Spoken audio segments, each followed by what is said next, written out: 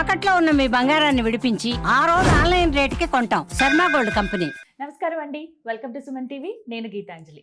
మనతో పాటు ఉన్నారు అభ్యుదయ ఫౌండేషన్ CEO నందకిషోర్ గారు. ఒక రకంగా చెప్పాలంటే మన దేవాలయాల గురించి, అక్కడ ఉన్న శక్తి గురించి మరొకసారి మనందరికీ కూడా గుర్తు చేస్తున్నారు. మనం ఎందుకు వెళ్ళాలి, అక్కడ ఎటువంటి ఎనర్జీ ఉంది, మనం ఏం చేయాలి, ఏం పొందుతాము అనేవి. 7 ఏళ్ల శ్రమ అండి వీళ్ళది. అంటే ఇప్పుడు మనం చూస్తున్నాము, ఇప్పటికిప్పుడు కనిపించారు. ఒక 2-3 మంత్స్ నుంచే కదా మనం నందకిషోర్ గారిని చూస్తున్నాం అనుకుంటున్నాం. కానీ దీని వెనకాల వాళ్ళ బ్యాక్గ్రౌండ్ వర్క్ 7 ఇయర్స్ నుంచి చేస్తున్నారు. ఈ దేవాలయాల్లో ఎందుకు ఇంత శక్తి ఉంది, ఇక్కడికి వస్తే ప్రాబ్లమ్ సాల్వ్ అవ్వడం ఏంటి, అనారోగ్యం నయమైపోవడం ఏంటి అనేది వాళ్ళకి డౌట్ అనిపించి వెళ్ళి రీసెర్చ్ చేసి ఆ రిజల్ట్ని మన ముందు ఇలా ఉంచుతున్నారనమాట. ఇది ఒక రకంగా మన అదృష్టమే. తెలుసుకున్న తర్వాత వెళ్ళి మనం అక్కడ ఆ ఎనర్జీని అందుకోవటం, దైవానుగ్రహం పొందడం అనేది. ఇవాల్టి వీడియోలో మరికొన్ని దేవాలయాల గురించి తెలుసుకుందాం. చాలా మందికి ఉండేది రాహు ప్రభావం ఉందండి, అలాగే పితృదోషం అండి, ఇంకొకటి చెప్తూ ఉంటారు, ఏంటో తెలియని ప్రాబ్లమ్స్, సర్పదోషం అంటూ ఉన్నారు. మనం పురోహితుల దగ్గరికి లేకపోతే గురువుల దగ్గరికి వెళ్తే వీటికి నివారణ ఎలా అని చాలా మంది కామెంట్స్లో అడిగారు. మరి ఎక్కడ ఈ దేవాలయం ఉంది, ఎలా మనం వీటి నుంచి బయటపడాలి తెలుసుకుందాం. నందకిషోర్ గారితో మాట్లాడదాం. సార్ నమస్కారం. నమస్తే అండి. నమస్తే. హ్యాట్స్ ఆఫ్ టు యూ అని చెప్పాలి. అంటే ఇంత ఇన్ఫర్మేషన్ గ్యాదర్ చేయడం ఒక నిధిలా దొరికారు మీరు. అంటే తవ్వే కొద్దీ వస్తూనే ఉంటాయి అన్నట్టు చాలా దేవాలయాలు కదా. సుమారుగా ఎన్ని దేవాలయాల ఇన్ఫర్మేషన్ ఉందండి మీ దగ్గర? ఇప్పుడైతే 10,000 ఆలయాలు ఉన్నాయి. అమ్మ బాబోయ్, 10,000 వినాలే కానీ చెప్తూనే ఉంటారనమాట. మనం కంటిన్యూస్ గా ఇంకొక 2 సంవత్సరాలు చెప్పుకున్నా మన దగ్గర దేవాలయాలు సిరీస్ అయిపోతుంది ఖచ్చితంగా. థ్యాంక్ యూ సో మచ్, ప్రతిసారి యాక్సెప్ట్ చేస్తున్నారు, టైం ఇస్తున్నారు. ఇలా మనం చాలా దేవాలయాల గురించి చెప్తున్నాము.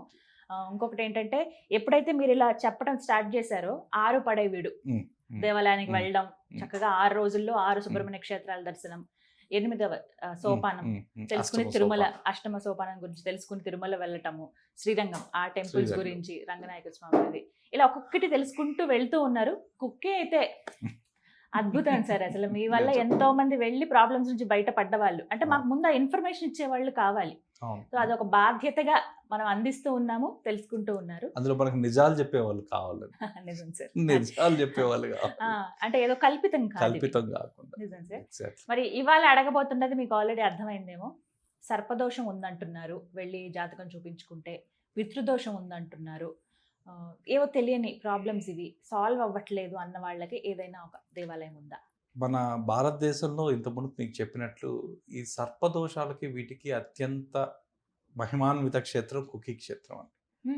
దీంట్లో ఇంకొక 2వ మహిమాన్విత క్షేత్రం కూడా ఉంది. ఈ 2 ఉన్నాయి. మీకు ఈ సర్పదోషాలకి డీల్ చేసేవి ఏమన్నా ఉన్నాయి అంటే దేశంలో ఈ 2 క్షేత్రాలు, అవి మన అదృష్టం కొద్దీ మన దక్షిణానే ఉన్నాయి. అవి దక్షిణ భారతదేశంలోనే ఉన్నాయి. ఒకటి కుకి అయితే, 2వది కేవలం ఒక సర్పదోషానికే సంబంధించింది మన్నార్శాల కావ్ అని ఒకటి ఉందండి. ఇది అలపి దగ్గర ఉంది.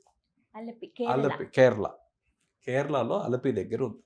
దీనికి కరెక్ట్గా అర్థం చెప్పాలి అంటే నాగాస్ లివింగ్ ఎనర్జీ జోన్ అంటారండి. ఇది నిజమైన నాగులు. ఇంకా అక్కడ మీరు ప్రత్యక్షంగా కూడా చూడొచ్చు. నాగుపాములు ఒక పక్క తిరుగుతుంటాయి, వాళ్ళు ఒక పక్క పూజలు చేస్తుంటారు, ఒక పక్క అవి తిరుగుతూ ఉంటాయి. అలాంటి లైవ్ ఎనర్జీ జోన్ ఏదన్నా ఉందంటే దీనికి ఒక రహస్యమైన టెంపుల్ కూడా అండి. ఇది జనరల్గా అందరి దగ్గర కూడా లేదు. ఇది ఒక రహస్యమైన టెంపుల్ కూడా. ఈ మన్నార్శాల దగ్గర హరిపాద్ ఏరియాలో ఉంటుందండి. నాకు మీరు అడ్రస్ అడిగారు కాబట్టి హరిపాద్ ఏరియాలో అలపిలో వెళ్ళాలి. అలపి నుంచి మీకు సుమారు ఒక 40-50 కిలోమీటర్ల దూరంలో హరిపాద్ దగ్గర ఉంటుంది. సో అలపి వెళ్ళిన వాళ్ళందరికీ కూడా దాని పేరు వచ్చి శ్రీ నాగరాజ డైటీ అండి. ఇక్కడ ఎవరన్నా ఉన్నారంటే ప్రధాన దేవుడు శ్రీ నాగరాజ అన్నమాట. సో ఇక్కడ విశిష్టం ఏంటంటే, పితృదోషం ఉన్నవాళ్ళు, ఆ తర్వాత సర్పదోషం ఉన్నవాళ్ళు, ఈ 2 కాంబినేషన్స్, ఈ కాంబినేషన్స్ కలిపి ఎవరికైతే జాతకంలో వాళ్ళు ఆ 2 ఉన్నాయనుకుంటారో, ఈ మన్నార్శాల అనేది చాలా శక్తివంతమైన క్షేత్రం అండి. ఇక్కడ ప్రధాన అర్చకురాళ్ళు ఉంటారు. ఒక అమ్మవారు ఉంటారు ఇక్కడ, చాలా ముసలాం. ఆమె ఇక్కడ ప్రధాన అర్చకురాలు ఈ క్షేత్రంలో. వాళ్ళే అక్కడ నాగులు ఉంటాయని చెప్పారు. నాగుల పాటికి నాగులు ఉంటాయి. వాళ్ళు వెళ్ళినప్పుడు వాళ్ళ పాటికి వాళ్ళు చేస్తూ ఉంటారు. ఎందుకంటే అప్పుడు పరశురాముడు దానికి ఉన్న కథ ప్రకారం ఆ నెగిటివిటీ విషయాన్ని మొత్తం తీసుకుంటాయండి. విషాన్ని మొత్తం తీసుకుంటాయి కాబట్టి ఆ క్షేత్రంలోకి మీకు అడుగు పెట్టంగానే మనలో ఉన్న నెగిటివిటీ మొత్తం లాగేసుకుంటాయి అక్కడ ఉండే మనకు సర్పాలు. కనిపిస్తాయా సార్ ఇప్పుడు వెళ్ళినప్పుడు? చాలా మంది భక్తులకి కనిపించాయనేది, కొంతమంది వాటి ఫోటోలు తెచ్చుకున్నారు, కొంతమంది తేవడానికి భయపడ్డారు. కానీ ఎందుకంటే చాలా నిష్ఠ నియమాలతో కూడుకున్న గుడి అండి. అన్ని దేవాలయాలకు మీరు ఎలా వెళ్ళినా పర్వాలేదు, కానీ ఈ పరిహార క్షేత్రం, అందులో పరశురామ క్షేత్రానికి చాలా పద్ధతులు ఉన్నాయి. మీకు 3 రోజుల ముందే ఈ గుడికి నేను వెళ్ళాలనుకున్నప్పుడు ఒక 3 రోజుల ముందు నుంచి మీరు నాన్ వెజ్ తినకూడదు, ఆల్కహాల్ తాగకూడదు. ఆ తర్వాత ఇది కష్టం అందరికీ. మీరు ఎవరి గురించైనా నెగిటివ్ టాక్ కూడా చేయకూడదు, నెగిటివ్ మాటలు కూడా మాట్లాడకూడదు 3 రోజుల ముందు. 3 రోజుల ముందు నుంచి.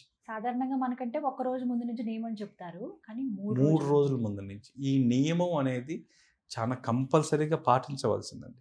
మీకు అక్కడ 100కు 100% ఫలితాలు కావాలన్నా మీకు ఖచ్చితంగా ఈ నియమం అనేది పాటించాలి. ఈ నియమం పాటించకపోయినా మీరు అక్కడికి వెళ్ళి పూజలు చేసినా మీరు తిరిగి ఇంటికి వచ్చేసరికి మీకు జ్వరమో ఏదో ఒకటి వచ్చి ఉంటుంది. అంత పవర్ఫుల్ క్షేత్రం అండి ఇది. అందుకే ఇది చాలా సంవత్సరాల వరకు చాలా గుప్తంగా ఉండిందండి, చాలా గుప్తంగా ఉండింది. ఇప్పటికీ కూడా అంత ఎక్కువ తెలియదు. అసలు మన్నార్శాలలో అందరూ అలపి బ్యాక్ వాటర్స్ అని పోతారే కానీ అక్కడ ఒక మహిమాన్విత నాగక్షేత్రం ఉందని ఎవరికి తెలియదు. ఒక టూరిస్ట్ ప్లేస్ లాగా చూస్తారంటే కానీ అది పర్యాటక క్షేత్రం అయితే కాదు, ఖచ్చితంగా పరిహారిక క్షేత్రం అండి. ఈ పరిహారిక క్షేత్రం దగ్గరికి వచ్చేసరికి అసలు నాగదోషం అంటే ఏంటి, మనం సైంటిఫిక్గా మనం కానీ అనాలిసిస్ చేస్తే మన బాడీలో నర్వ్స్ ఉంటాయి, స్పైనల్ ఎనర్జీ.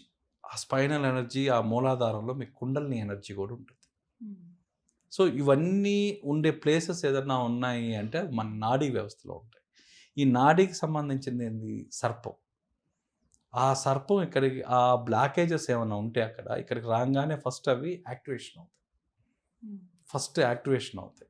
ఆ తర్వాత మీరు నాగపూజ అంటే ఏంటి అంటే మనం కానీ చూసినట్టయితే సైకలాజికల్ రిలీజ్ చేస్తుందండి. రిలీజ్ రిచువల్ అంటారు. అంటే మన సైకలాజికల్గా మనం ఎక్కడైతే మనం ఆగిపోయామో, ఆ సైకలాజికల్గా మనం ఎక్కడైతే బందీ అయి ఉన్నామో దాని నుంచి రిలీజ్ చేస్తుంది. అంటే మన వంశంలో నుంచి మనం ఎప్పటి నుంచో మనకు ఆస్తులు వస్తుంటాయి మన డిఎన్ఏతో పాటు, వంశపారంపర్యంగా వచ్చే కర్మలు ఏవైతే ఉన్నాయో మనకు తెలియదు, అవి ఏంటో కూడా తెలియదు మనకి. సో ఆ కర్మలన్నిటినీ కూడా మనకి ఈ టైం వచ్చేసరికి ఎలా కనిపిస్తాయంటే ఒక దోషం కింద కనిపిస్తాయి మీకు. అవే పితృదోషాలు, శాపాలు, ఇవన్నీ దోషాలుగా మారుతాయి. ఈ దోషాలు ఏంది, మీకు అవరోధాలు. మేము మన డెవలప్మెంట్కి కానీ మనం ముందుకెళ్ళడానికి కానీ ఇవి అవరోధాలు. ఇవన్నీ ఈ క్రానికల్ స్ట్రెస్ అండి. మీకు ఇంతకుముందు నేను చెప్పినట్టు పాపం అంటే ఏంది అంటే ఒక క్రానికల్ స్ట్రెస్, ఎప్పటి నుంచో మన దీంట్లో ఉండిపోయింది, అది మన బాడీలోనూ, అది ఎప్పటి నుంచో మనతో పాటు క్యారీ చేస్తున్నాం. ఇలాంటి స్ట్రెస్ని రిమూవ్ చేయాలన్నా, అలా మన బాడీలో ఉన్న నెగిటివిటీని మొత్తం తీసేయాలన్నా కొన్ని క్షేత్రాలు ఇవి ప్యూర్గా వాటికే పనిచేస్తాయి. సో ఇక్కడ దగ్గర పోయి వేరే కావాలంటే కుదరవు. ఇక్కడికి వెళ్ళి ఎవరికైతే రాహుకేతు ప్రభావం ఎక్కువ ఉందో, ఎవరికైతే నాగసర్ప దోషాలు ఉన్నాయంటారో, నాగసర్పంతో పాటు పితృ దోషాలు కూడా ఉన్నాయంటారో, వాళ్ళందరూ కూడా దర్శించుకోవాల్సింది ఏదన్నా ఉంది అంటే ఇదే. ఇక్కడ ఈ నెగిటివిటీని ఏదైతే బాడీలో ఉందో అది న్యూట్రల్ చేయడంతో పాటు గ్రౌండింగ్ చేసేస్తుందండి. టోటల్గా అక్కడ సమాధి చేస్తుంది. అంటే అక్కడ పూజలు ఏమైనా చేయించు? పూజలు ఉన్నాయండి, పూజలు వరుసగా. అంటే ఏ ప్రభావం ఉండేవాళ్ళు ఏ పూజలు చేయాలా అనేది ఉంటుంది. సో ఇది మెయిన్గా ఈ గుడి వచ్చి మన కార్మిక్ బర్డన్ని తీసేస్తుంది. రెండోది యాన్సెస్ట్రల్ ట్రామా, మనకి ఏదైతే వస్తుందో మెయిన్ అదండి మనకి. ఎందుకంటే అది మనకి ఏదో కూడా తెలియదు, కరెక్ట్గా కూడా చెప్పలేరు. వంశపారంపర్యంగా వచ్చేవేవో మనకు తెలియదు. చైన్ సిస్టమ్ లాగా అందరికీ వస్తుంటాయి. ఆ బ్లడ్ గ్రూప్, ఆ డిఎన్ఏలో ఉండే వాళ్ళందరికీ వస్తుంటాయి. ఆ చైన్ కట్ చేయాలా అంటే ఇది పరిహారిక క్షేత్రం. సో క్షమించాలండి, నేను కొన్ని పాయింట్స్ నా డైరీలో రాసుకున్నాను. సో ఎందుకు అంటే కొన్ని వేల ఆలయాలు మా దగ్గర ఉండిపోయాయి. సో 10,000 పైన నా డైరీలో ఎప్పుడు దాదాపు 2,000-3,000 ఆలయాలు ఎప్పుడూ ఉంటాయి. సో వీటిలో నాకున్న ఇంటెన్షన్ ఏంటంటే ఏ ఆలయం గురించి కానీ ఏ ఇంపార్టెన్స్ ఒక పాయింట్ కూడా మిస్ కాకూడదు అని. సో మన మస్తిష్కం చిన్నది కాబట్టి సో దీంట్లో నేను చెప్పగలిగినంత వరకు చెప్తున్నానండి. మిగతా రెఫరెన్స్ నేను ఒకసారి చూసుకొని మీకు చెప్తున్నాను. సో దీనివల్ల ఏమవుతుందంటే ఏ పాయింట్ మిస్ కావు అని మా ఇంటెన్షన్ ఏంటంటే ఏది మిస్ కాకూడదు అని. సో ఇక్కడికి వచ్చేసరికి ఫ్రైడే అండ్ ట్యూస్డే చాలా ఇంపార్టెంట్ అండి. ఇక్కడ ఫ్రైడే అండ్ ట్యూస్డే. సో ఇక్కడికి వచ్చేసరికి నూరం పాలం అనే పూజ చాలా ఇంపార్టెంట్. పసుపు పాలతో అభిషేకం చేసి ఎవరైతే ప్రధాన అర్చకురాలు ఉన్నారో ఆమె చేస్తుంది. ఆమె అభిషేకాలన్నీ చేస్తుంది. ఆ తర్వాత దీంట్లో మామూలుగా యథావిధిగా సర్ప పూజ, సర్పబలి, నాగ పూజ అని చేస్తారు. ఆ తర్వాత ఇంకొంచెం డీపర్ దోష రిమూవల్ చేసేదానికి కూడా ఈ పూజలు పనికొస్తాయండి. రాహుకేతు శాంతి అనేది పనికొస్తుంది.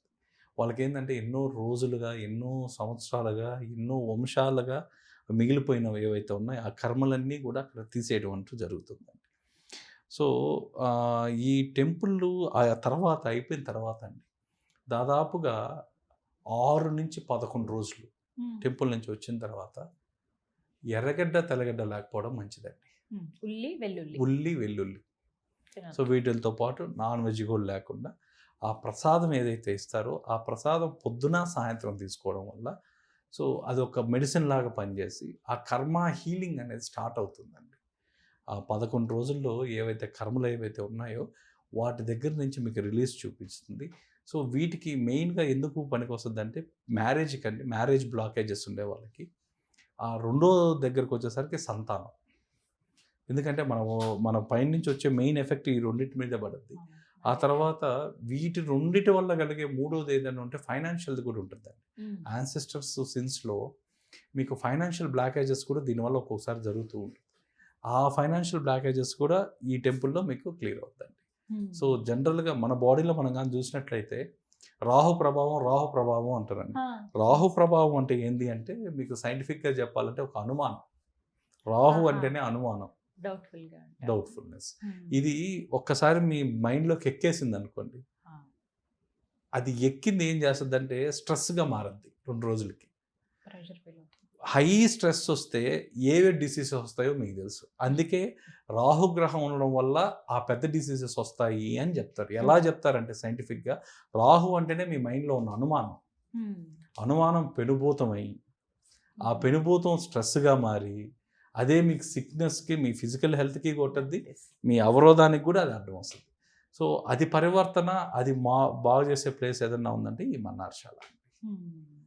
సో ఇక్కడికి అల్లపి దగ్గరలో. కానీ నేను మళ్ళీ చెప్తున్నాను, ఈ గుడికి వెళ్ళాలంటే మాత్రం 3 రోజుల ముందు ఆ నియమం పాటించిన తర్వాతే వెళ్ళడం మంచిది.